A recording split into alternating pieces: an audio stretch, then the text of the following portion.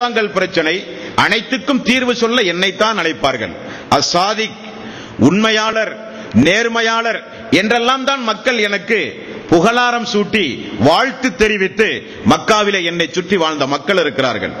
இந்த இறை செய்தி இறங்கி தன்னை நபி என்று நான் சொன்னவுடன் என்னை மக்கள் புறக்கணிக்கிறார்கள், துன்புறுத்துகிறார்கள், சமூக பைஸ்காரம் செய்கிறார்கள், என்னுடைய தோழர்களை கடுஞ்சொல்லால் ஏசுகிறார்கள், அடிக்கிறார்கள், உதைக்கிறார்கள் என்றெல்லாம் நடந்த நிகழ்வோடு சேர்த்து இறக்கப்பட்ட வசனங்களை சொன்னவுடன் அந்த 4 தோழர்களுடைய உள்ளத்திலும் ஒரு அதிர்வு அலை ஏற்படுகிறது. அஸ்ஸத் அவர்கள் சொல்லுகிறார்கள், அந்த 3 பேரையும் தனியாக அழைத்து, அல்லாஹ்வினுடைய ஒரு நாட்டத்தை பார்த்தீர்களா? அதற்கு முன்னால் மதீனாவில் என்ன நிலைமை தெரியுமா? அவுஸ் கஸ்ரஜ் கோத்திரத்தார்கள் தான் மதீனாவினுடைய பூர்வீக மக்கள். யூதர்கள் பாலஸ்தீனத்திலே இருந்து மதீனாவுக்கு குடியேறிய மக்கள். அவர்கள் பாலஸ்தீனத்தை விட்டு இந்த பாலைவன பெருவீதிக்கு ஏன் வந்தார்கள் என்றால், இந்த மதீனாவுக்கு ஒரு நபி வரப்போகிறார் என்று எதிர்பார்த்து வந்தவர்கள் யூதர்கள். இந்த யூதர்கள் கொஞ்சம் பணவசதி படைத்தவர்கள், வட்டி வரவு செலவு அவர்களுடைய தொழில்.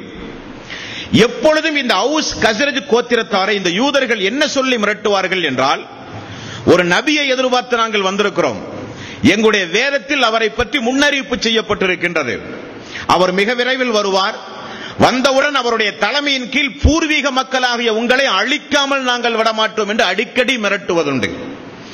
அஸ்ஸத் அவர்கள் சொல்லுகிறார், மதீனா இவர் வந்து மதீனத்து யூதர்கள் இஸ்லாத்தை தழுவுவதற்கு முன்னால் நாம் தழுவி விடுவோம் தோழர்களே என்று சொல்லி 4 பேரும் அந்த கூடாரத்திலேயே இரவோடு இரவாக ரசூலுல்லாஹி ஸல்லல்லாஹு அலைஹி வஸல்லம் கரத்தை பிடித்து இஸ்லாத்தை தழுவினார்கள்.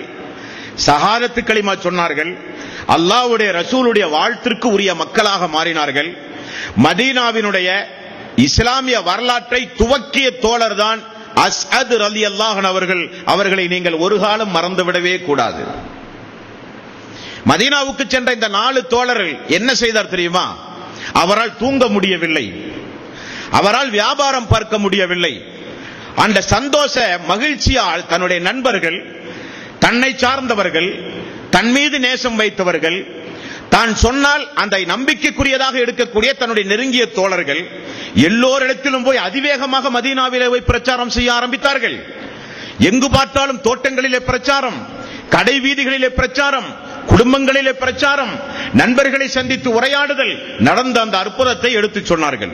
எடுத்து சொல்லி அஸ்அத் ரலியல்லாஹு அன்ஹு அவர்கள் இந்த 3 பேரும் 4 பேராக சென்ற மீதமுள்ள 3 பேரை தவிர ஒரு புதிதாக ஒரு 15 பேரை அழைப்பு பணி செய்து உண்டாக்குகிறார்.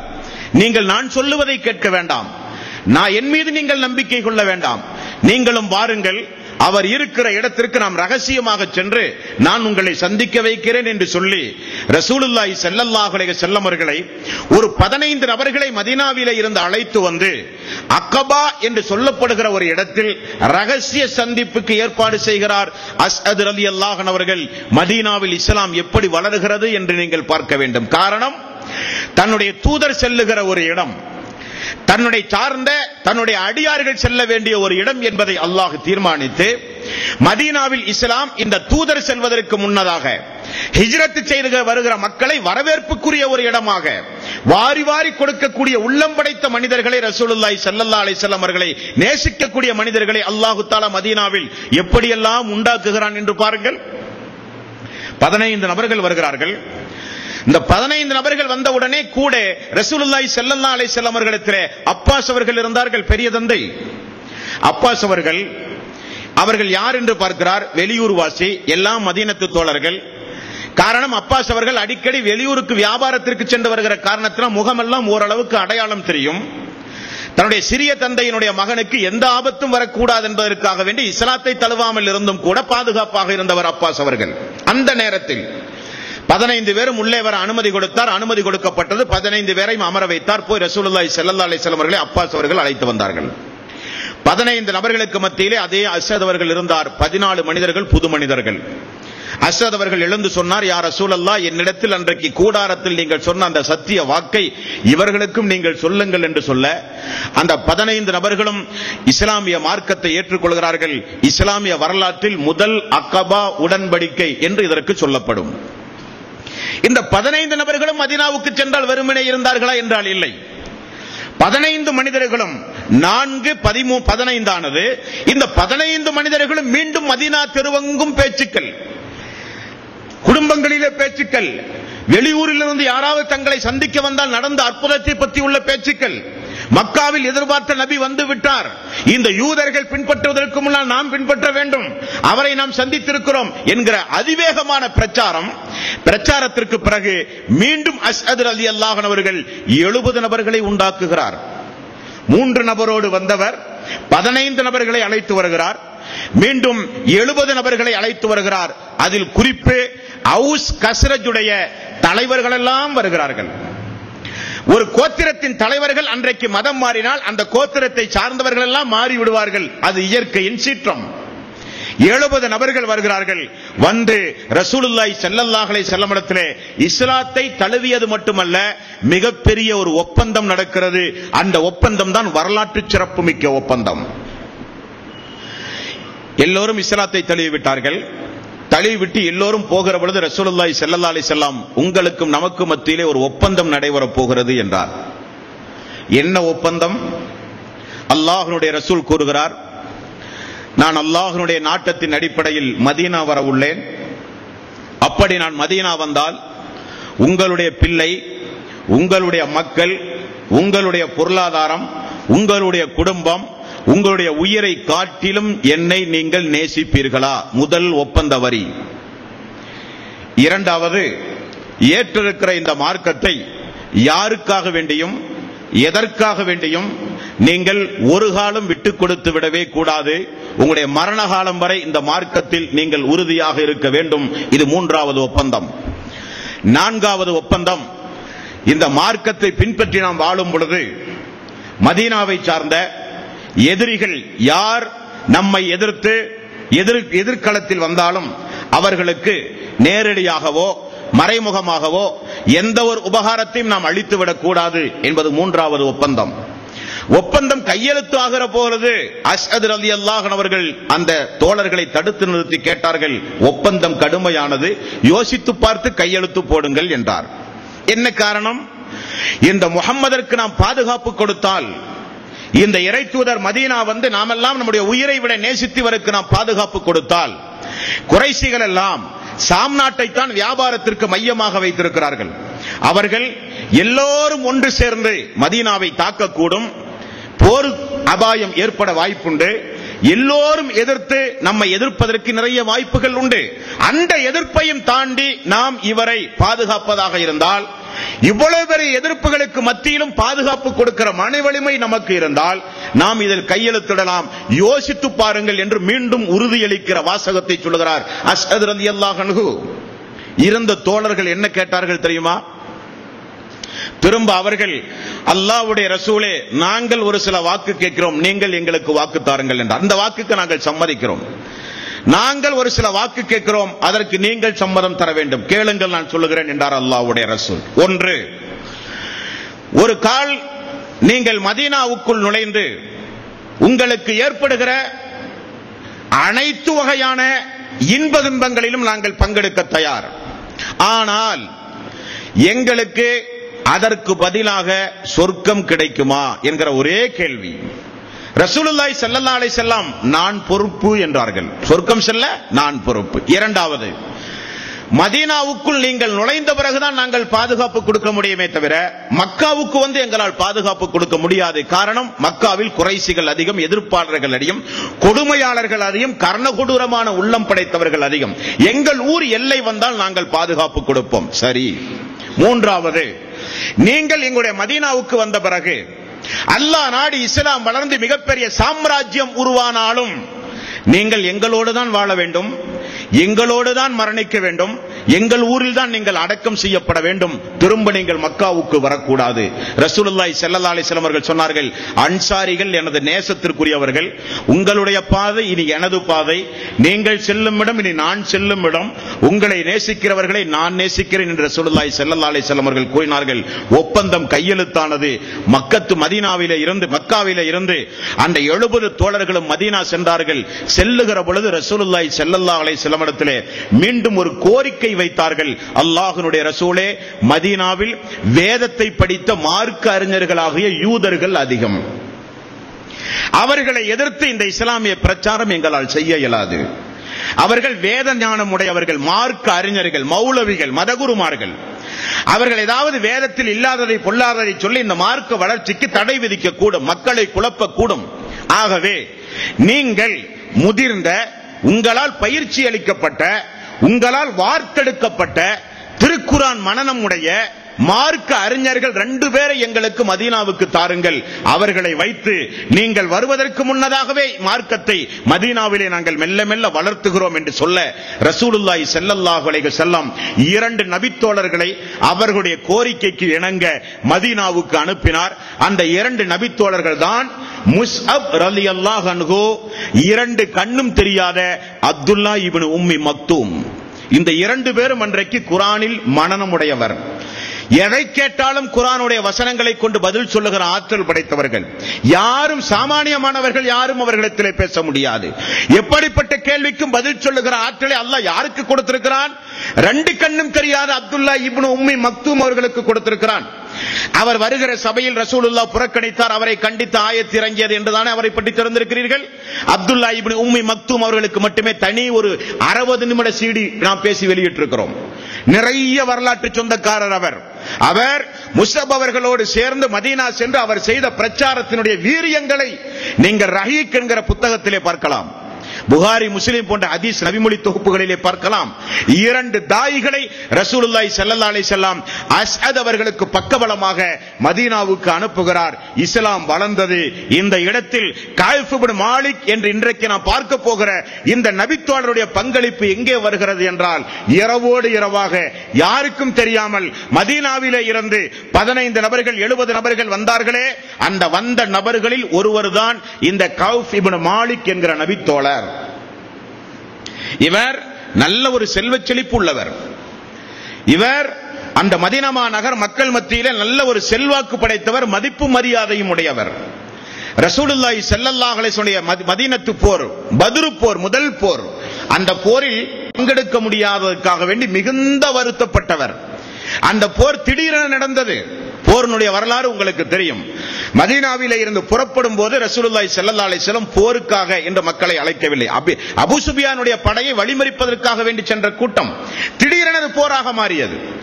ஆகவே போருக்காக வராத நபர்களை ரசூலுல்லாஹி ஸல்லல்லாஹு அலைஹி வஸல்லம் மதீனாவுக்கு வந்து யார் யார் போருக்கு வரவில்லை என்று எந்த எதிர்கேள்வியும் கேட்கவில்லை. ரசூலுல்லாஹி ஸல்லல்லாஹு அலைஹி வஸல்லம் மதீனாவிலே இருந்து புறப்படும் போது போருக்காக வேண்டியும் புறப்படவில்லை. ஆகவே ஒரு சில மக்கள் மதீனத்து போரில், பத்ரு போரில் பங்கெடுக்க தவிர்க்கப்பட்டார்கள். இந்த நபித்தோழருடைய வாழ்வில் இஸ்லாம் வந்தது. சிறப்புக்குரியவராக இருந்தார். அல்லாஹ்வுடைய பாதை என்று வந்தால் அதிகம் வாரி செலவு செய்கிற வரிசையில் முன்னணியில் இருந்தார். அப்படி இருக்கிற இவருடைய வாழ்வில் தான் அந்த சோக சம்பவம் நடந்தது. சாதாரண சம்பவம் அல்ல. மதீனா நகர் மக்களையே உலுக்கி எடுத்த சம்பவம். தபூக் போர் நடக்க போகிறது என்கிற ஒரு அறிவிப்பு. நபிகள் நாயகம் ஸல்லல்லாஹு அலைஹி வஸல்லம் அவர்களுடைய போர் யுக்தி என்று ஒரு தனி பாடமே உண்டு. போர் தந்திரம், அல்லாஹ்வுடைய ரசூலுடைய போர் தந்திரம் என்று ஒரு தனி பாடமே உண்டு.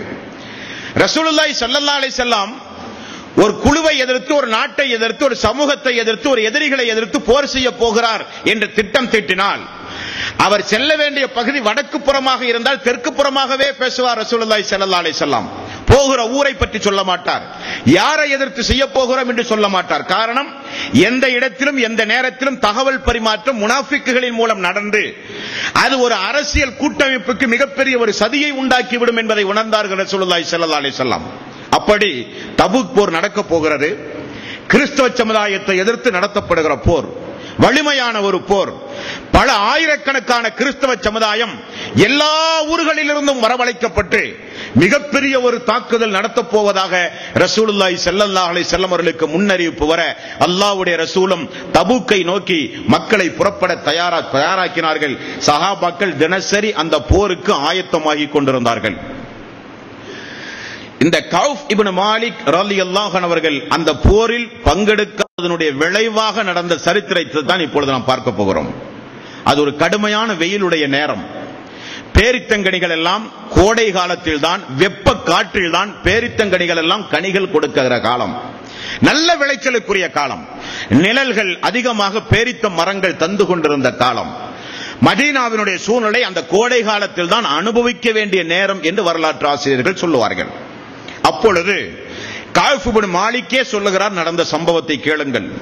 நான் தினசரி பள்ளி வாயிலுக்கு செல்லுவேன், தோழர்களோடு இருப்பேன். போர் செல்வதற்குண்டான ஆயத்த பணிகளில் எல்லா தோழர்களும் ஈடுபடுவார்கள், நானும் ஈடுபடுவேன். அது மெல்ல மெல்ல மெல்ல மெல்ல ஒரு நாள் 2 நாள், நாளை பார்ப்போம், நாளைய மறுநாள் பார்ப்போம். அவர்கள் செல்வதற்கு முன்னதாகவே நாம் சென்று விடலாம். காரணம், நம்மிடத்தில் வேகமான குதிரை உண்டு, போர் தந்திரங்கள் தெரியும். அவர்களுடைய ஒட்டகம் செல்வதற்கு முன்னதாகவே தபூக்குக்கு நாம் சென்று விடலாம் என்று இருந்து தாமதமானது. தபூக்குக்கு செல்ல முடியாமல் போனது. எல்லா தோழர்களும் சென்று விட்டார்கள், இவர் மட்டும் தாமதம் என்று சொல்லி மதீனாவை விட்டு செல்லாமல் போரை விட்டும் தவிர்க்கப்பட்டு விட்டார். யதார்த்தமாக நடந்த ஒரு சம்பவம் சொல்லுகிறார். ரசூலுல்லாஹி ஸல்லல்லாஹு அலைஹி வஸல்லம் தபூக் என்கிற அந்த சஹாபாக்களுடைய அந்த கூட்டத்திற்கு மத்தியிலும் கூட கஅப் இப்னு மாலிக் வந்தாரா என்று என்னை பற்ற கேட்ட சம்பவம் என்னுடைய உள்ளமெல்லாம் அதிர்வலையை ஏற்படுத்தியது. எங்கே கஅப் இப்னு மாலிக் என்று ரசூலுல்லாஹி ஸல்லல்லாஹு அலைஹி வஸல்லம் கொஞ்சம் யோசித்து பாருங்கள். ஒரு போர் தளபதி, அல்லாஹ்வுடைய ரசூல், ஆயிரக்கணக்கான மக்கள் மத்தியிலும் ஒரு நபர் 2 நபர் வராவிட்டால் தெரியாது. இருந்தும் கூட ரசூலுல்லாஹி ஸல்லல்லாஹு அலைஹி வஸல்லம் கஅப் இப்னு மாலிக் என்று கேட்கும்போது ஒரு நபித்தோழர் சொல்லுகிறார், யா ரசூலல்லாஹ், அவருக்கு பொருளாதார ஆசை மோகம் வந்துவிட்டது, ஆகவே அவர் மதீனாவிலே தங்கிவிட்டார் என்று சொல்லுகிறார். முஆத் பின் ஜபல் ரலியல்லாஹு அன்ஹு அவர்கள் குறுக்கிட்டு சொல்கிறார், யா ரசூலல்லாஹ், அது தவறு. அவரை குறித்து நாங்கள் அல்லாஹ்வின் மீது சத்தியமாக அறிந்து வைத்திருக்கிறோம். அவர் நல்ல மனிதர், நல்லதைத்தான் நாங்கள் நாடுகிறோம். அவர் இவர் சொல்வதை போலுள்ள மனிதர் அல்ல என்று குறுக்கிடுகிறார். இங்கே முஸ்லிம்களாகிய நமக்கு ஒரு பாடம் உண்டு. என்ன பாடம்? ஒரு இறை விசுவாசியை குறித்து ஒரு சபையில் ஒரு தவறாக பேசப்படுமேயானால் அதை முதலில் எதிர்த்து மறுத்து பேச வேண்டும். அது இறை விசுவாசியுடைய பண்பு. காரணம், ரசூலுல்லாஹி ஸல்லல்லாஹு அலைஹி வஸல்லம் அவர்கள் சொன்னார்கள், ஒரு மூமினை பற்றி ஒரு செய்தி உங்களிடத்தில் சொல்லப்பட்டால் யார் ஒருவர் அதை மறுத்து பேசுகிறாரோ அவருடைய முகத்தை அல்லாஹ் தஆலா நரகத்திலே இருந்து காப்பாற்றுகிறான். செவிதாழ்த்திக்க கூடாது, அங்கீகரிக்கிற மாதிரி நாமும் ஆமோதிக்கிற மாதிரி பேசக்கூடாது. ஒரு இறை விசுவாசியை குறித்து ஒரு தவறான செய்தி வந்ததால் முதலில் மறுத்து பேச வேண்டும். அது அப்படி நிச்சயம் இருக்காது, அவர் அப்படிப்பட்டவர் அல்ல, அந்த செய்தியை அவர் சொல்ல மாட்டார் என்று மறுத்து பேச வேண்டும் என்கிற ஒரு பாடம் இந்த நபிமொழியில இருந்து நமக்கு கிடைக்கிறது. அது முதலாவது பாடம். இப்படி ரசூலுல்லாஹி ஸல்லல்லாஹு அலைஹி வஸல்லம் தபூக்கிலே இருக்கிறார். எதிரிகளுக்கு ரசூலுல்லாஹி ஸல்லல்லாஹு அலைஹி வஸல்லம் வந்துவிட்டார் என்கிற செய்தி தெரிந்தவுடன் என்னவோ தெரியவில்லை, தபூக் போர் நடக்கவில்லை, குறைஷிகள் எல்லாம் போருக்கு வராமலேயே தவிர்த்து கிறிஸ்தவர்கள் எல்லாம் ஓடிவிட்ட ஒரு செய்தி வரலாற்றிலே உண்டு. இருந்தாலும் எதிரிகளுடைய உள்ளத்தில் ஒரு பயத்தை உண்டாக்க வேண்டும் என்பதற்காக ரசூலுல்லாஹி ஸல்லல்லாஹு அலைஹி வஸல்லம் 20 நாள் அந்த தபூக்கிலே பாசறை அடித்து சஹாபாக்களோடு 20 நாள் ரசூலுல்லாஹி ஸல்லல்லாஹு அலைஹி வஸல்லம் தங்குகிறார். எந்த நேரம் வந்தாலும் தாக்க நாங்கள் தயார் என்கிற உறுதியை வெளிப்படுத்துவதற்காக வேண்டி அல்லாஹ்வுடைய ரசூல் அங்கே தங்கினார். போர் இல்லாமல் மக்கள் எல்லாம் திரும்ப வந்தார்கள். மதீனாவுக்குள் மெல்ல மெல்ல கூட்டம் வந்தது. அப்பொழுது எனது வயிறெல்லாம் கலங்க ஆரம்பித்தது. கஅப் இப்னு மாலிக் அவர்கள் சொல்கிறார், ரசூலுல்லாஹி ஸல்லல்லாஹு அலைஹி வஸல்லம் தபூக்கிலே இருக்கும்போது நான் கடை வீதிக்கு சென்று பார்த்தால் அங்கே அபூபக்கர் அவர்களை பார்க்க முடியவில்லை, உமர் அவர்களை பார்க்க முடியவில்லை, முஹாஜிர் அவர்களை பார்க்க முடியவில்லை, அன்சாரிகளை பார்க்க முடியவில்லை. அந்த மதீனத்து தெருவில் யாரை நான் பார்த்தேன் என்றால் முனாஃபிக்குகளை பார்த்தேன், பெண்களை பார்த்தேன், குழந்தைகளை பார்த்தேன், முதியவர்களை பார்த்தேன், நோயாளிகளை பார்த்தேன். அவர்களை தவிர மதீனாவில் என்னை தவிர வேறு யாரும் அங்கே கிடையாது. இந்த நிலை என்னால் மறக்க முடியாத நிலை. இப்படிப்பட்ட ஒரு வாழ்வுக்கு உரியவனாக நான் மாறிவிட்டேனா? போர் செல்வதற்கு தடுக்கப்பட்ட மக்கள் மட்டும்தான் மதீனாவிலே உண்டு, மீதமுள்ள எல்லோரும் சென்று விட்ட நிலையில் நாம் மட்டும் மதீனாவிலே இருப்பது அவருக்கு மிகுந்த ஒரு வருத்தத்தை ஏற்படுத்தும் பொழுதுதான் ரசூலுல்லாஹி ஸல்லல்லாஹு அலைஹி வஸல்லம் மதீனாவுக்குள் மெல்ல மெல்ல நுழைகிறார். தோழர்களை நீங்கள் கூர்ந்து கவனிக்க வேண்டும். மதீனாவுக்குள் ரசூலுல்லாஹி ஸல்லல்லாஹு அலைஹி வஸல்லம் நுழைந்த உடனே அவருக்குரிய ஒரு முதற்கட்ட ஒரு பண்பு என்னவென்றால், பள்ளிக்குள் செல்லுவார், 2 ரக்காத்து தொழுவார், அமர்ந்து நடந்த காரியம் குறித்து ஒரு ஆலோசனை செய்வார். அந்த வரிசையில் தபூக் போருக்கு யாரெல்லாம் வரவில்லை என்று ரசூலுல்லாஹி ஸல்லல்லாஹு அலைஹி வஸல்லம் அவர்கள் விசாரிக்க ஒரு 80 நபர்கள் வந்து வரிசையிலே நின்றார்கள். 80 நபர்களும் தபூக் போருக்கு வராத ஒவ்வொரு காரணத்தையும் ரசூலுல்லாஹி ஸல்லல்லாஹு அலைஹி வஸல்லம் இடத்திலே சொல்லி அல்லாஹ்வின் மீது சத்தியமிட்டு ஒவ்வொரு காரணத்தையும் ஒவ்வொரு மனிதர்கள் சொல்லிவிட்டு செல்லுவதை கஅப் இப்னு மாலிக் அவர்கள் பார்த்து கொண்டே இருக்கிறார். அந்த 80 நபர்களும் சென்ற பிறகு அவர்களுக்காக வேண்டி ரசூலுல்லாஹி ஸல்லல்லாஹு அலைஹி வஸல்லம் பாவ மன்னிப்பு தேடுகிறார். அல்லாஹ்வே அவருடைய உள்ளத்தை நீதான் அறிந்தவன், நான் அறிந்தவன் அல்ல என்று சொல்லி முடிக்கிறார். கொஞ்ச நேரத்தில் நான் வந்தேன். அஸ்ஸலாமு அலைக்கும் யா ரசூலல்லாஹ் என்றேன். தபூக் போரிலேயே என்னை ரசூலுல்லாஹி ஸல்லல்லாஹு அலைஹி வஸல்லம் அவர்கள் விசாரித்தார் என்று எனக்கு தெரிந்து விட்டது. நான் சலாம் சொன்னவுடன் கோபம் கலந்த ஒரு பார்வையோடு ரசூலுல்லாஹி ஸல்லல்லாஹு அலைஹி வஸல்லம் என்னை புன்னகைத்தார். அருகில் வா என்றார். அருகிலே போய் அமர்ந்தேன். போருக்கு வராததற்கு என்ன காரணம்? வாகனம் இல்லையா, ஆயுதம் இல்லையா, வசதி வாய்ப்பு இல்லையா என்று ரசூலுல்லாஹி ஸல்லல்லாஹு அலைஹி வஸல்லம் என்னிடத்திலே கேட்டார். இந்த அல்லாஹ்வுடைய ரசூல் இங்கே வருவதற்கு முன்னதாகவே நான் என்னுடைய குடும்பத்திடத்திலே, மூத்தவர்களிடத்திலே, அறிவாளிகளிடத்திலே போய் ஆலோசனை செய்தேன். என்ன ஆலோசனை தெரியுமா? ரசூலுல்லாஹி ஸல்லல்லாஹு அலைஹி வஸல்லம் வந்தால் அவரிடத்தில் என்ன பதில் சொல்லுவது? குடும்பத்தார்கள் எல்லாம் சொன்னார்கள், எல்லோரும் சொல்வதைப் போல ஒரு பதிலை சொல். அல்லாஹ்வுடைய ரசூல் உனக்காக வேண்டி பாவ மன்னிப்பு தேடுவார். நீங்கள் எல்லாம் தூதருடைய தோழர்கள் தானே, நிறைய நற்கர்மங்களை செய்திருக்கிறீர்கள். நிச்சயம் ரசூலுல்லாஹி ஸல்லல்லாஹு அலைஹி வஸல்லம் உங்களுக்காக வேண்டி பாவ மன்னிப்பு தேடுவார், உங்களோடு வாழ்ந்து கொண்டுதானே இருக்கிறார் என்று குடும்பத்தார்கள் எல்லாம் ஆலோசனை சொல்ல, ஏதாவது ஒரு பொய் சொல்லலாம் என்கிற மனநிலையோடு வந்தேன். ரசூலுல்லாஹி ஸல்லல்லாஹு அலைஹி வஸல்லம் அருகிலே அமர்ந்தவுடன் எனது மனநிலையை நான் மாற்றிக்கொண்டேன். 80 பேரும் சொன்னதை போல ஒரு காரணத்தை என்னால் நிச்சயம் சொல்ல முடியும். அல்லாஹ்வுடைய ரசூலுடைய கோபத்திற்கு உரியவராக ஆகாமல் நான் இருக்க முடியும் என்று நான் நினைத்தேன். இருந்தாலும் ரசூலுல்லாஹி ஸல்லல்லாஹு அலைஹி வஸல்லம் இடத்தில் நான் சொன்னேன், அல்லாஹ்வுடைய ரசூலே, உங்களுக்கு முன்னால் 80 பேர்கள் வந்து ஒவ்வொரு காரணத்தையும் சொல்லிவிட்டு சென்றார்கள். எனக்கு முன்னால் உங்களை தவிர வேறு ஏதாவது ஒரு மனிதர் இந்த இடத்தில் இருந்தால் நல்ல காரணங்களை சொல்ல என்னாலும் தப்பிக்க முடியும். நான் எப்படிப்பட்ட நாவன்மை உடையவன் என்று உங்களுக்கு தெரியும். ஆனாலும் நீங்கள் அல்லாஹ்வுடைய ரசூல். இங்கே உங்களுடைய திருப்தியை விட அல்லாஹ்வுடைய திருப்தியை நான் எதிர்பார்க்கிறேன். வாசகத்தை நீங்கள் பார்க்க வேண்டும். நான் ஒரு காரணத்தை சொல்லி நீங்கள் என்னை திருப்தி உறுகிறீர்கள். ஆனால் பிறகு அல்லாஹ் தஆலா வஹீயின் மூலம் ஒரு அறிவிப்பு செய்து அல்லாஹ் கோபப்பட்டால், அல்லது இப்பொழுது நான் உண்மையை சொல்லுகிறேன், நீங்கள் என் மீது கோபப்படுவீர்கள், ஆனால் அல்லாஹ் என்னை மன்னிக்க கூடும் அல்லவா? அல்லாஹ்வுடைய அருளுக்குரியவனாக நான் மாறலாம் அல்லவா? உங்களுடைய கோபம் அல்லாஹ்வுடைய அருள், அல்லது உங்களுடைய திருப்தி அல்லாஹ்வுடைய கோபம். நான் அல்லாஹ்வுடைய கோபத்தை பயப்படுகிறேன்.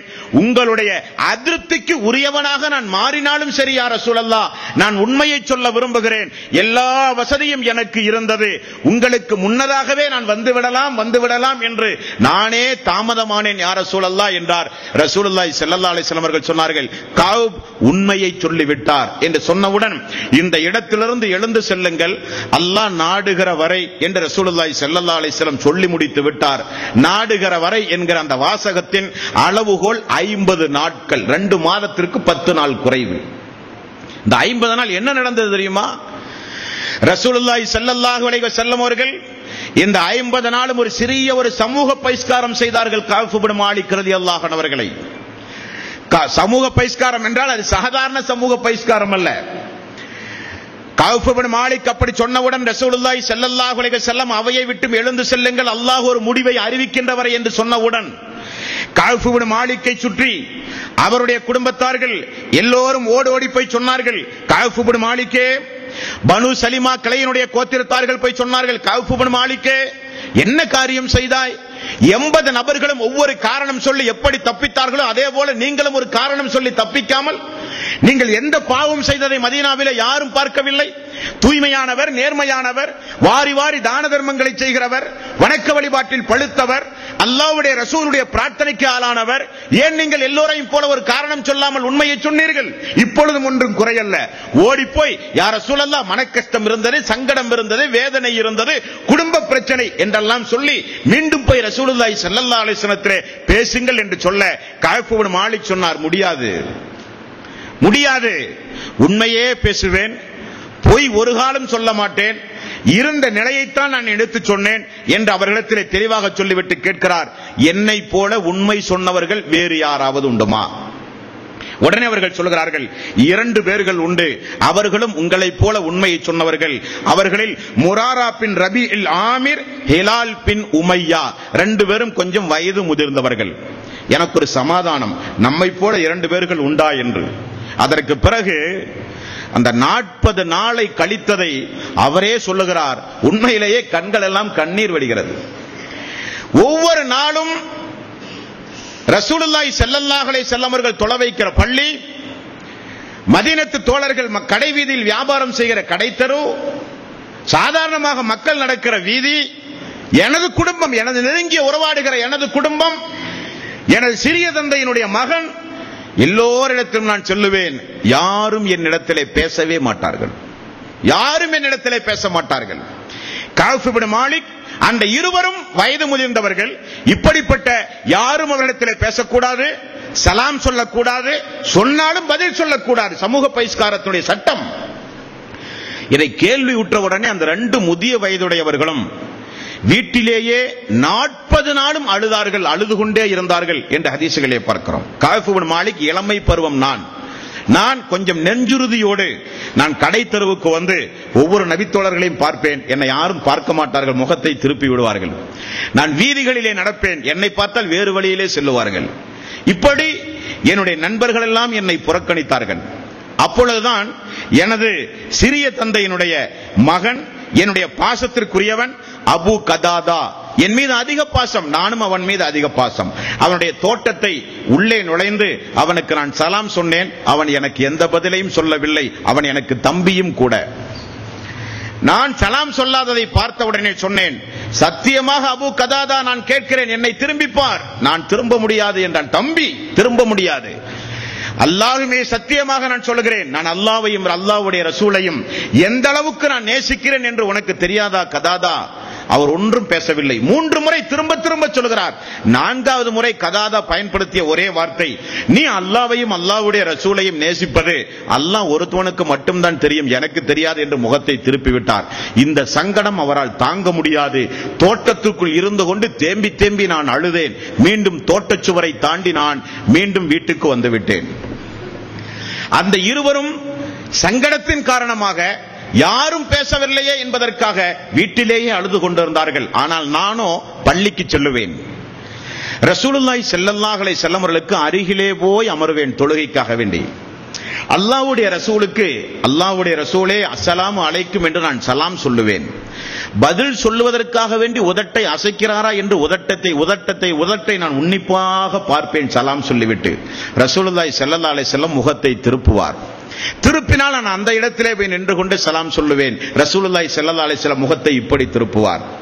சரி, அவருக்கு பக்கத்திலே போய் நின்று கொண்டு தொழுகைக்காக வேண்டி நான் நிற்பேன். இடக்கண்ணால் நான் பார்ப்பேன். ரசூலுல்லாஹி ஸல்லல்லாஹு அலைஹி வஸல்லம் எங்காவது ஒரு ஓரத்தில் நம்மை பார்க்கிறார்களா என்பதற்காக வேண்டி அவருக்கு பக்கத்திலே போய் தொழுகைக்காக வேண்டி போய் நிற்பேன். அல்லாஹ்வுடைய ரசூல் என்னை பார்க்க மாட்டார். நான் தொழுவேன்.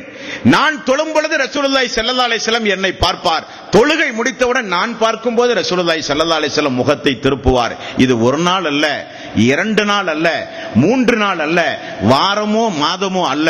இப்படி 40 நாட்கள் கழிந்தது. வீதி எங்கும் எனக்கு இருண்டது. பள்ளிவாயிலுக்கு சென்றால் ஒரு மனிதர் கூட எனக்கு சலாம் சொல்லாத நிலைமை. அல்லாஹ்வுடைய ரசூல் என்னை பார்த்தால் சிரிக்காத நிலைமை. எனது உறவினர்கள் என்னை புறக்கணித்த நிலைமை. என்னோடு பாசம் வைத்தவர்கள் எல்லாம் என்னை வெறுத்த நிலைமை.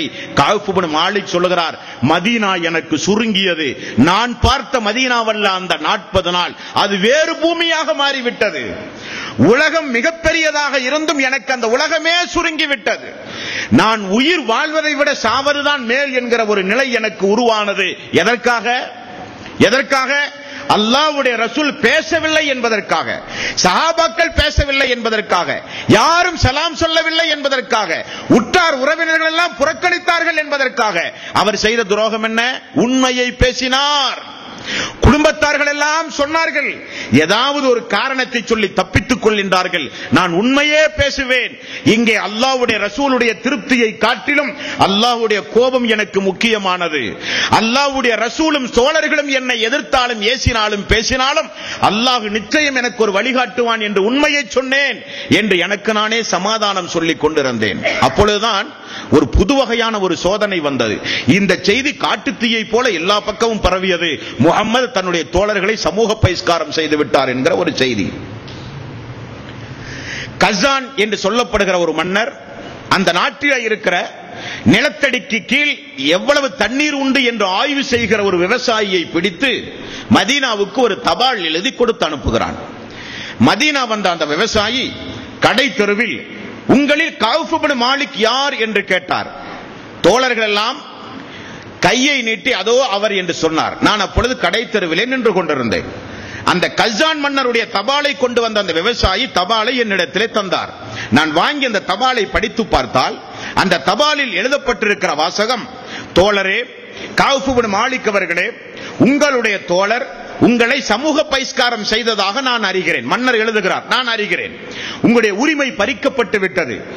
ஆகவே ஒரு கேவலமான ஒரு வாழ்க்கையை நீங்கள் மதீனாவில் வாழ்வதை காட்டிலும் இவரோடு சேர்ந்து நீங்கள் எங்கள் பகுதிக்கு வந்தால் உயர் அந்தஸ்து, மதிப்பு, மரியாதையும் உங்களுக்கு தந்து உங்களை கௌரவித்து நாங்கள் எங்கள் நாட்டிலே வாழ வைப்போம் என்கிற ஒரு தபால் வருகிறது. படித்தார். இது அல்லாஹ்வுடைய மிகப்பெரிய சோதனை என்றார். தபாலை கிழித்தார், தீயிலே போட்டார், மீண்டும் வீட்டுக்கு சென்று விட்டார். 40 நாள் இப்படியே நகர்ந்தது. 40வது நாள் ரசூலுல்லாஹி ஸல்லல்லாஹு அலைஹி வஸல்லம் அவர்களுடைய ஒரு அறிவிப்பாளர் என்னுடைய வீட்டை தேடி வந்தார். கௌஃப் இப்னு மாலிக் சொல்லுகிறார். அவர் வந்து சொன்னார், அல்லாஹ்வுடைய ரசூலுடைய மீண்டும் ஒரு அறிவிப்பு உங்கள் மூவருக்கும் வந்திருக்கிறது. நீங்கள் உங்களுடைய மனைவிமார்களை விட்டும் பிரிந்து வாழ வேண்டும். கௌஃப் இப்னு மாலிக் கேட்கிறார், விவாகரத்தை சொல்ல சொன்னார் அல்லாஹ்வுடைய ரசூல்? அல்ல, பிரிந்து வாழ வேண்டும், பிரிந்து வாழ வேண்டும். உடனே கௌஃப் இப்னு மாலிக் இளமை பருவத்தை உடையவர், அப்பொழுதுதான் திருமணமானவர், மனைவியை பிரிந்து தனியாக வாழ்கிறார். இந்த செய்தி அந்த 2 மூத்தவர்களுக்கும் சொல்லப்பட்டது. அந்த மூத்தவர்களில் ஒரு மனிதருடைய மனைவி ரசூலுல்லாஹி ஸல்லல்லாஹு அலைஹி வஸல்லம் ஓடி வந்தார். யா ரசூலல்லாஹ், எனது கணவர் முதியவர், நான் பணிவிடை செய்யாவிட்டால் அவர் இறந்தே போய் விடுவார். காரணம், சமூக பகிஷ்காரம் செய்யப்பட்ட அந்த நாளிலே இருந்து இதுவரை அவர் அழுது கொண்டே இருக்கிறார். யா ரசூலல்லாஹ், நான் பணிவிடை தான் அவருக்கு ஒரு ஆறுதல், நான் என்ன செய்ய? பணிவிடையை தவிர வேறு எந்த வகையான உறவு முறையும் உங்களுக்கு கூடாது என்றார் ரசூலுல்லாஹி ஸல்லல்லாஹு அலைஹி வஸல்லம். அல்லாஹ்வுடைய அனுமதி வரும் வரை என்றார். கொஞ்சம் யோசித்து பாருங்கள். மதீனா என்பது ஒரு சிறிய ஊர். கௌஃப் இப்னு மாலிக் ஏழை அல்ல, நல்ல வசதி படைத்தவர், செல்வ செழிப்புள்ளவர். அவன் ஏன் இப்படி இவ்வளவு பெரிய துயரங்களையும் தாண்டி அந்த மதீனாவிலே இருக்க வேண்டும்? அண்டை நாட்டிலே இருக்கிற ஒரு மன்னர் செல்வச் செழிப்போர் உன்னை இங்கே வாழ வைக்கிறேன் என்று சொல்லி கடிதம் அனுப்பிய பிறகும் அவன் ஏன் அங்கே வாழ வேண்டும்? இந்த 3 பேருக்கும் அப்படி என்ன ஒரு நிற்கதியான ஒரு நிலை? மதீனாவை தாண்டி ஊர்கள் இல்லையா, மக்கள் இல்லையா, நாடுகள் இல்லையா, அரசாங்கங்கள் இல்லையா? சுய உரிமையோடு சுதந்திரமாக வாழ்கிற உரிமை அன்றைக்கு எல்லோருக்கும் தான் இருந்தது. இருந்தும் கூட நமக்கு அல்லாஹ் வேண்டும், அல்லாஹ்வுடைய ரசூல் வேண்டும் என்பவர்கள் தோழர்கள். 40 நாளுக்கு பிறகுதான் 50வது நாள் கௌஃப் இப்னு மாலிக் சொல்லுகிறார், அது ஒரு ஃபஜ்ருடைய நேரம். அந்த நேரத்தில் ஃபஜ்ருடைய தொழுகை தொழுத பிறகு அல்லாஹ் தஆலா நமக்கு ஒரு விடுவி காலத்தையே தரமாட்டானா? இந்த பூமி, இந்த உலகமே சுருங்கி விட்டதே நமக்காக வேண்டி. நான் பார்க்கிற மதீனாவா இந்த மதீனா? எவ்வளவு பெரிய வசதி வாய்ப்புகள் இருந்தும் அனுபவிக்க உள்ளமில்லையே, என்ன இப்படிப்பட்ட ஒரு கொடுமை என்று ஃபஜ்ருடைய தொழுகைக்கு பிறகு நான் துஆ செய்து கொண்டிருக்கும் பொழுதுதான் அல்லாஹ்வுடைய ரசூலுடைய ஒரு அறிவிப்பாளர் ஒரு மலைக்குன்றின் மீது ஏறி நின்று கொண்டு, கௌஃப் இப்னு மாலிக்கே, கௌஃப் இப்னு மாலிக்கே, கௌஃப் இப்னு மாலிக்கே, தெரிந்து கொள்ளுங்கள், உங்களுக்கு ஒரு நற்செய்தி என்று சொன்னார். அந்த செய்தி காதிலே கேட்டவுடன் நான் சுஜூதிலே விழுந்து விட்டேன். அல்லாஹ் தஆலா மிகப்பெரிய ஒரு பாக்கியத்தை நமக்கு தந்து விட்டான் 50 நாளுக்கு பிறகு என்று நான் உணர்ந்து கொண்டேன். அந்த செய்திக்கு பிறகுதான் தோழர்கள் எல்லாம் என்னுடைய வீட்டை நோக்கி புறப்பட்டு ஓடி வரலானார்கள். நான் மேலே இருந்து கீழே இறங்கி வருவதற்குள் அல்லாஹ்வுடைய ரசூலுடைய அரசாங்க அறிவிப்பு செய்கிற ஒருவர் ஓடி வந்து குதிரையில் வேகமாக வந்து சொன்னார், ரசூலுல்லாஹி ஸல்லல்லாஹு அலைஹி வஸல்லம் அவர்களுக்கு வஹி இறங்கி விட்டது, அல்லாஹ் உங்களை மன்னித்து விட்டான் என்று சொன்னார். அந்த சொன்ன அந்த செய்திக்காக வேண்டியே நான் போட்டிருந்த 2 ஆடைகளையும் கலட்டி அறிவிப்பு செய்கிற மனிதனுக்கு நான் கொடுத்து, நான் வேறொரு ஆடையை இரவலாக வாங்கி போட்டு ரசூலுல்லாஹி ஸல்லல்லாஹு அலைஹி வஸல்லம் அவர்களை சந்திப்பதற்காக வேண்டி மஸ்ஜித் நபவிக்கு நான் சென்றேன். எல்லா தோழர்களும் பள்ளிக்கு வந்து விட்டார்கள். அந்த நற்செய்தியை கேட்டு நான் போகிற பொழுது ரசூலுல்லாஹி ஸல்லல்லாஹு அலைஹி வஸல்லம் அவர்களுக்கு முன்னால் தோழர்கள் எல்லாம் அமர்ந்து கொண்டிருந்தார்கள். எல்லோருடைய முகத்திலும் மகிழ்ச்சி. காரணம், 50 நாள் என்னுடைய தோழர்கள் என்னிடத்திலே பேசவில்லை. முஹாஜிர்கள் அங்கே அமர்ந்து கொண்டிருந்தார்கள். ரசூலுல்லாஹி ஸல்லல்லாஹு அலைஹி வஸல்லம் அவர்கள் என்னை அருகே வா என்று சொன்னார். சொல்லிவிட்டு அல்லாஹ்வுடைய ரசூல் நபிகள் நாயகம் ஸல்லல்லாஹு அலைஹி வஸல்லம் அவர்கள் சொன்னார்கள், அல்லாஹ் உங்களை மன்னித்து விட்டான் என்று சொன்னார்கள். உடனே கஅப் இப்னு மாலிக் ரலியல்லாஹு அன்ஹு அவர்கள் அந்த பள்ளிக்குள் நுழைவதற்கு முன்னதாகவே தல்ஹா அவர்கள் ஓடி போய் கட்டி தழுவி முத்தமிட்டு, உங்களுக்கு ஒரு நற்செய்தி உண்டு, அல்லாஹ்வுடைய ரசூல் உங்களை எதிர்பார்த்துக் கொண்டிருக்கிறார் என்று சொன்னவுடன் அவர் நேராக அருகிலே வந்தார். அல்லாஹ்வுடைய ரசூல் சொன்னார், அல்லாஹ் உங்களை மன்னித்து விட்டான் என்றார். அடுத்தது அவர் கேட்ட கேள்வி என்ன தெரியுமா? யா ரசூலல்லாஹ், மன்னித்தது நீங்களா அல்லது அல்லாஹுவா? இரண்டாவது கேள்வி, யா ரசூலல்லாஹ், மன்னித்தது நீங்களா அல்லது அல்லாஹ் வஹி அனுப்பி உண்மையிலேயே அல்லாஹ் என்னை மன்னித்தானா? உடனே சொன்னார், அல்லாஹுதான் உங்களை மன்னித்தான் என்று சொல்லி இறக்கப்பட்ட 9வது அத்தியாயத்தின் 118வது வசனத்தை ரசூலுல்லாஹி ஸல்லல்லாஹு அலைஹி வஸல்லம் ஓதி காட்டினார். ஓதியதை கேட்டவுடனே அல்லாஹுவே என்னை மன்னித்து விட்டேன் என்று சொல்லிவிட்ட அந்த நற்செய்திக்காக வேண்டி அவர் சொன்ன வார்த்தை என்ன தெரியுமா? யா ரசூலல்லாஹ், என்னுடைய எல்லா சொத்துக்களையும் எந்த அல்லாஹ் என்னை மன்னித்து விட்டதாக வாக்களித்தானோ அவனுடைய பாதையிலே என்னுடைய எல்லா சொத்துக்களையும் நான் தர்மம் செய்து விடுகிறேன் என்றார். உடனே ரசூலுல்லாஹி ஸல்லல்லாஹு அலைஹி வஸல்லம் அவர்கள் சொன்னார்கள், கௌபே, இதே கொஞ்சம் சொத்தை உமக்காக உன்னுடைய உறவினருக்காக வைத்துக் கொள்ளும் என்றார். யா ரசூலல்லாஹ், கைபர் போரின் போது எனக்கு கிடைத்த சொத்து கொஞ்சம் உண்டு, அதை நான் வைத்துக் கொள்கிறேன், மீதமுள்ளதெல்லாம் அல்லாஹ்வுடைய பாதையிலே தருகிறேன் என்று ஒரு மன்னிப்புக்காக எல்லா சொத்துக்களையும் அல்லாஹ்வுடைய பாதையிலே வாரி வாரி செலவு செய்த கண் சிமிட்டும் நேரத்திற்குள் அனைத்து சொத்தையும் அல்லாஹ்வுடைய ரசூலுடைய காலுக்கடியிலே கொண்டு வந்து போட்டு விட்டார். எதற்காக? அல்லாஹ் தன்னை மன்னித்து விட்டான் என்கிற ஒரு நற்செய்தி. 9வது அத்தியாயம் 118வது வசனம் அல்லாஹ் சொல்கிறான், வஅல ஸலாஸத்தில் லதீன குல்லிஃபு, அந்த 3 பேர்களை குறித்து. எந்த 3 பேர்? கஅப் இப்னு மாலிக், அந்த 2 நபி தோழர். அந்த 3 பேர்களை குறித்து அல்லாஹ் சொல்கிறான், ஹத்தா இதா லாக்கத் அலைஹிமுல் அர்து பிமா ரஹபத் வலாக்கத் அலைஹிம், பூமி அவர்களுக்கு சுருங்கி விட்டது, உயிர் வாழ்வதே அவர்களுக்கு கேள்விக்குறியாகி விட்டது. வலன்னு அல்லா மல்ஜஅ மினல்லாஹி இல்லா இலை, அவர்கள் திருந்தும் பொருட்டு அல்லாஹ் தஆலா அவர்களுடைய பாவங்களை மன்னித்தான். சும்ம தாப அலைஹிம் லியதூப், அல்லாஹ் அவர்களுடைய பாவங்களை மன்னித்தான். இன்னல்லாஹு ஹுவத் தவ்வாபுர் ரஹீம், அல்லாஹுதான் பாவங்களை மன்னிக்க கூடியவன். வசனத்தை கேட்டவுடனே அல்லாஹுவே நேரடியாக நம்மை மன்னித்து விட்டானே என்பதற்காக வேண்டி அனைத்து சொத்துக்களையும் வாரி வாரி அல்லாஹ்வுடைய பாதையில் கண் சிமிட்டும் நேரத்திற்குள் தூக்கி வீசினார் என்றால் அதுதான் சஹாபாக்கள். உத்தம நபியின் உன்னத தோழர்கள் என்றால் அதற்குரியவர்கள் அவர்கள்.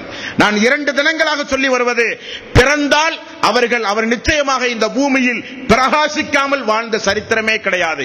உலக மக்களுக்கெல்லாம் முன்மாதிரிக்குரிய சமுதாயம் அந்த சஹாபாக்கள். இந்த சிறப்பு அவர்களுக்கு வருவதற்கு என்ன காரணம்? தோழர்களே, நான் உங்களை மன்னித்தேன் என்று அல்லாஹ் சொல்லுவது சாதாரணப்பட்ட ஒரு வாக்கியம் அல்ல. இப்படி அல்லாஹ் யாருக்கெல்லாம் சொல்லி இருக்கிறான்? ஆதம் நபிக்கு அல்லாஹு தஆலா சொன்னான். பூமியில இறங்கிய பிறகு அல்லாஹ் கற்றுக் கொடுத்த தௌபாவை செய்தவுடன் அல்லாஹ் சொன்னான், பாவங்களை மன்னித்தேன் என்றான். யூனுஸ் அலைஹிஸ்ஸலாத்து வஸ்ஸலாம் சிறை வைக்கப்பட்டார் மீனுடைய வயிற்றில். அவர் கடுமையான பிரார்த்தனைகள் எல்லாம் செய்தார். இறுதியில் ஒரு துஆ ஓதினார், லா இலாஹ இல்லா அன்த சுப்ஹானக இன்னி குன்து மினல் ஸாலிமீன். இந்த ஒரு வார்த்தைக்காக வேண்டி அல்லாஹ் தஆலா அவரை மீன் வயிற்றிலே இருந்து வெளியே எடுத்தான். அவருடைய பாவத்தை மன்னித்தேன் என்றான். அல்லாஹ் தஆலா பாவத்தை மன்னித்தேன் என்று சொன்ன நபர்கள் சொற்ப நபர்கள் தான். பத்ர் போரில் பங்கெடுத்த மக்கள், முற்சென்ற பாவம் இனி மரணிக்கின்ற வரை செய்கிற பாவம் உங்களுக்கு மன்னிப்பு என்றான். வேறு யாருக்கும் அல்லாஹ் தஆலா உத்தரவாதம் கொடுக்கவே இல்லை. மீதமுள்ள எல்லோரும் மரணிக்கின்ற வரை தாம் செய்த பாவத்திற்கு மன்னிப்பு கேட்டுக்கொண்டேதான் இருக்க வேண்டும். காரணம், அவன் மன்னித்தானா இல்லையா என்று நமக்கு தெரியாது. நாம் அறியாமையில் செய்த பாவம் தௌபா, மன்னிப்பான் நம்பிக்கையோடு கேட்கிறோம். மன்னித்தே தீருவான், நடக்காது. அல்லாஹ் தஆலா இரக்கமுடையவன் தான், பிரார்த்தனை செய்தால் சந்தோஷப்படக்கூடியவன் தான். உறுதி உண்டுமா? நம்முடைய இஹ்லாஸ், நம்முடைய திருந்துதல், நாம் எந்த அளவுக்கு நம்முடைய ஈமானை பாதுகாத்திருக்கிறோம், எந்த அளவுக்கு அல்லாஹ்வை நேசித்திருக்கிறோம், எந்த அளவுக்கு அல்லாஹ் மீது ஈமான் கொண்டிருக்கிறோம் என்பதை பொறுத்து அந்த தகுதிக்கு ஏற்பத்தான் பாவ மன்னிப்பு. அது மறுமையில் தான் தெரியும். அப்படி இந்த உலகத்திலேயே போருக்கு செல்லாமல் இருந்த ஒரு காரணத்திற்காக, பொய் பேசாமல் உண்மையோடு நேர்மையாக இருந்த ஒரே காரணத்திற்காக வேண்டி அவர்களை நான் மன்னித்தேன் என்று அல்லாஹ் சொல்லுகிறானே, இது உண்மைக்கு கிடைத்த பரிசா இல்லையா? வக்கூலு கௌலன் சதீதா, யா அய்யுஹல்லதீன ஆமனுத்தகுல்லாஹ், ஈமான் கொண்டவர்களே அல்லாஹ்வை பயந்து கொள்ளுங்கள். வகூலு கௌலன் சதீதா, பேசும்போது உண்மையை பேசுங்கள், நேர்மையாக நீங்கள் நடங்கள். நடந்தாலோ உங்களுக்காக உங்கள் பாவங்களை மன்னிப்பேன், பதவிகளை உயர்த்துவேன், சீரமைப்பேன் உங்களுடைய வாழ்வை என்று அல்லாஹ் தஆலா வாக்களிக்கிறானா இல்லையா? குத்திலல் ஹர்ராசூன், பொய்யர்கள் அழிந்து போவார்கள் என்று அல்லாஹ் எச்சரிக்கிறானா இல்லையா? பொய் பேசினால் அது ஒன்று சாதாரணமான விஷயமா? அது பொய் பேசுகிற தீய பண்பு ஒரு மனிதனுடைய வாழ்விலே இருந்தால் என்ன நிகழும் என்பதை அல்லாஹ் தஆலா 9வது அத்தியாயத்தின் 77வது வசனத்தில் அல்லாஹ் சொல்கிறான். யார் ஒருவர் தொடர்ந்து பொய் சொல்லிக் கொண்டே இருக்கிறார்களோ, பொய் சொல்லுகிற காரணத்தினால் அவர்களுடைய உள்ளத்தில் அல்லாஹ் தஆலா கியாம நாள் வரை முனாஃபிக்தனத்தை உண்டாக்கி விடுவான். இது எவ்வளவு பெரிய எச்சரிக்கை!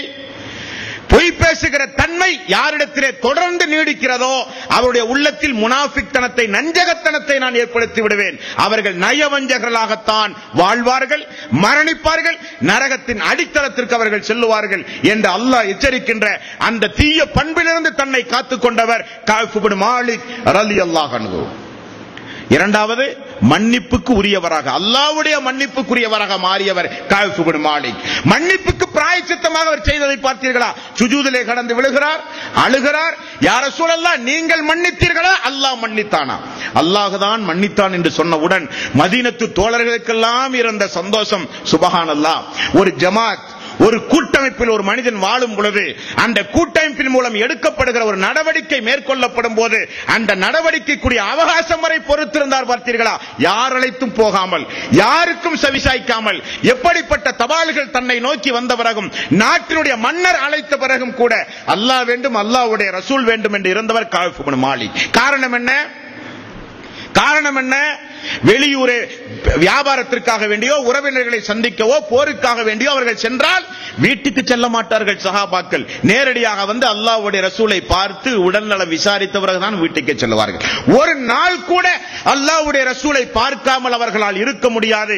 அப்படிப்பட்ட பாசத்துக்குரியவர்களுடைய ஈமானை யாரும் எடை போட முடியாது, யாரும் கொச்சைப்படுத்த முடியாது, யாரும் அவர்களை சாதாரண மனிதர்களைப் போல எடை போட முடியாது. அப்படிப்பட்ட சொக்க தங்கங்கள் அந்த தங்கங்கள். ஆகவேதான் ரசூலுல்லாஹி ஸல்லல்லாஹு அலைஹி வஸல்லம் அவர்கள் சொன்னார்கள், ஏசாதீர்கள் என்னுடைய தோழர்களை, என்னுடைய தோழர்களை ஒரு காலம் ஏசாதீர்கள். என்ன காரணம்? அவருடைய ஈமான் அவ்வளவு உயர்ந்தது, அவருடைய தக்குவா, இறையச்சம் அவ்வளவு மேன்மைக்குரியது. நீங்கள் உஹது மலையளவு தங்கத்தையே அல்லாஹ்வுடைய பாதையில் கொடுத்தாலும், நான் ஊட்டி வளர்த்த இந்த பிலால், இந்த அபூபக்கர், உமர், இந்த முஹாஜிர், இந்த அன்சார் ஒரு கையளவு, கையின் பாதி அளவு ஒரு கோதுமையை எடுத்து அல்லாஹ்வுடைய பாதையிலே தர்மம் செய்து விடலாம். நீங்கள் தங்கத்தை கொடுத்தாலும் அதற்கு ஈடு இணையாகாது என்று ரசூலுல்லாஹி ஸல்லல்லாஹு அலைஹி வஸல்லம் அவர்கள் சொன்னார்களே, அதுதான் அந்த சிறப்பை அவர்களுக்கு பெற்றுத் தருவதற்கு அடிப்படையான காரணம். இது நம்முடைய வாழ்விலே ஒரு படிப்பினை. இவர் வயது முதிர்ந்த காலத்தில் 2 கண்ணையும் இழந்து விட்டார் கஅப் இப்னு மாலிக். மகன் அப்துல்லா தான் பள்ளி வாயிலுக்கு அழைத்து வருவார், வீட்டுக்கு செல்லுவார். இப்படியே தான் வாழ்ந்து கொண்டிருந்தார். சாம் நாட்டில் மரணம், அவருடைய மரணம். கண் தெரியாத அந்த நேரத்தில் ஒவ்வொரு ஜுமாவுடைய நேரத்திலும் கஅப் இப்னு மாலிக் ஜுமாவுடைய பாங்கோசை கேட்டால் அவர் ஒரு துவா ஓதுவதுண்டு. என்ன துவா? அல்லாஹும்ம ரப்ப ஹாதிஹி தஅவத்தி தாமா வஸ்ஸலாத்தில் காயிமாத்தி முஹம்மதில் வஸீலத்து வல் ஃபலீலத்து, அல்லாஹ்வுடைய ரசூலுக்காக வேண்டி செய்யக்கூடிய துஆவை செய்துவிட்டு, யா அல்லாஹ், அஸத் அவர்களுக்கு நீ சிறந்த வாழ்வை கபரிலும் மறுமையிலும் கொடு, அஸத் அவர்களுக்கு சிறந்த வாழ்வை கபரிலும் மறுமையிலும் கொடு, அஸத் அவர்களுக்கு சிறந்த வாழ்வை கபரிலும் மறுமையிலும் கொடு என்று வெள்ளிக்கிழமை பாங்கோசை கேட்டால் துஆ செய்வார். மகன் ஒரு நாள் கேட்டார், தந்தையே, நான் உங்களை நிறைய முறை பார்த்திருக்கிறேன், வாரத்திற்கு ஒரு நாள் மட்டும் பாங்கோசை கேட்ட பிறகு இந்த அஸத் அவர்களுக்காக வேண்டி பிரத்யேகமாக நீங்கள் துஆ செய்ய என்ன காரணம் என்றார். அவர்தான் என்னை அக்கபா உடன்படிக்கைக்கு அழைத்து சென்ற தோழர். அது மட்டுமல்ல, ரசூலுல்லாஹி ஸல்லல்லாஹு அலைஹி வஸல்லம் மக்காவிலே 13 ஆண்டு காலம் வாழ்ந்தார். மதீனாவிலே ரசூலுல்லாஹி ஸல்லல்லாஹு அலைஹி வஸல்லம் 11 ஆண்டு காலம் வாழ்ந்தார்கள். மதீனாவில் முதலில் ஜும்மா தொழுகை நடத்திய தோழர் அஸத் அவர்கள். ஆகவேதான் ஜும்மாவுடைய நாளில் எனக்கு ஞாபகம் வருகிறது அஸத் அவர்களை. எங்குமே அன்றைக்கு ஜுமா இல்லை, மக்காவிலே கூட்டு தொழுகை இல்லை. அல்லாஹ்வுடைய ரசூல் மக்காவிலே இருந்தும் மதீனாவில் முஸ்அப் அவர்கள், அப்துல்லா இப்னு உம்மி மக்தூம், அஸ்ஸத் ஆகிய இவர் 3 பேரும் சேர்ந்து மதீனா முழுக்க இஸ்லாமிய பிரச்சாரம் செய்து ஒரு ஜமாத்தை உண்டாக்கினார்கள். ஜுமா தொழுகை முதலில் நடத்தப்பட்டது மதீனா. அங்கேதான் அஸ்ஸத் ரலியல்லாஹு அன்ஹு தலைமையில் நடந்தது. இரண்டாவது இஸ்லாமிய வரலாற்றில் ஜுமா நடந்த இடம் பஹ்ரைன் என்று சொல்லப்படுகிற ஒரு நாடு. ரசூலுல்லாஹி ஸல்லல்லாஹு அலைஹி வஸல்லம் மதீனா போய் கூஃபாவிலே போய் தங்கி அதற்கு பிறகுதான் அல்லாஹ்வுடைய ரசூல் ஜுமா தொழுகிறார். மஸ்ஜித் நபவியை ஏற்பாடு செய்கிறார். முதலில் மதீனாவில் அஸ்ஸத் ரலியல்லாஹு அன்ஹு அவர்கள் ஜுமா தொழுகை நடத்தியதை நினைவு கூறுகிறார் கஅப் இப்னு மாலிக். அவர்தான் எங்களுக்கு இந்த கண்களை திறந்தவர், அறிவு கண்ணை திறந்தவர், இஸ்லாமிய வழிகாட்டியவர். அவர் ஜுமா என்றாலே அவரை நினைவு கூறாமல் எங்களால் இருக்க முடியாது என்று கஅப் இப்னு மாலிக் இப்படியெல்லாம் இந்த மனித சமுதாயத்தை நினைவு கூர்ந்து உண்மையை பேசிய ஒரே காரணத்தினால் 9வது அத்தியாயத்தின் 118வது வசனம் இறக்கி அவரை பாராட்டி சீராட்டி சொல்லுகிற அளவுக்கு ஒரு பெருமைக்கு உரிய ஒரு நபித்தோழராக உலகத்தில் வாழ்ந்து மரணித்தார்.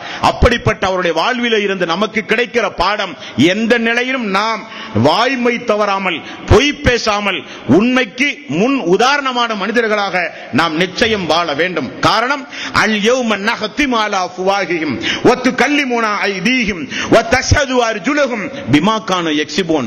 வாய்களுக்கு சீல் வைக்கப்படும், கைகளும் கால்களும் மறுமையிலே விசாரிக்கப்படும் என்று அல்லாஹ் சொல்கிறானே. உடல் உறுப்புகளை குறித்து விசாரிக்கின்ற அந்த நீதிமன்றத்தை பயந்தவர்கள் சஹாபாக்கள். நாமும் பயப்பட வேண்டும். அவர் பயன்படுத்திய வாசகத்தை பார்த்தீர்களா? யா ரசூலல்லாஹ், நீங்கள் நான் சொல்லுகிற வார்த்தையின் மூலம் நீங்கள் சந்தோஷப்படலாம், ஆனால் அல்லாஹ் கோபப்படுவான். அல்லாஹ் சந்தோஷப்படுவான், நீங்கள் கோபப்படுவீர்கள். உங்களுடைய கோபத்தை விட அல்லாஹ்வுடைய சந்தோஷம் எனக்கு முக்கியம் என்று தன்னுடைய நிலையை மாற்றிக் கொண்டார்கள். பார்த்தீர்களா?